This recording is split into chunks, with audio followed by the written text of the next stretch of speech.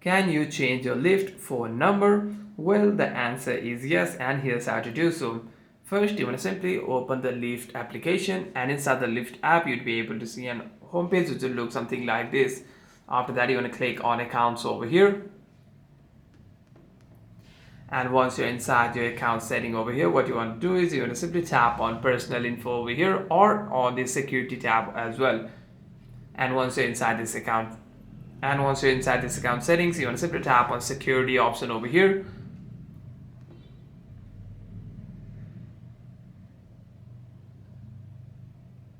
And inside your security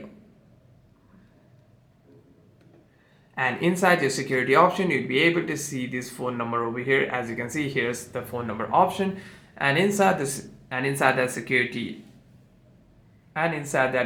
section, you would be able to see an option called phone number. You want to simply tap on phone number over there and enter your new phone number and tap on continue. By doing so, you want to simply enter the verification code that will be sent to your SMS, and you want to save your changes. And by doing so, you'll be able to change your Lyft phone number. Hope this video was helpful, and if you have any further questions, make sure to leave a comment down below, and I'll see you guys on the next one.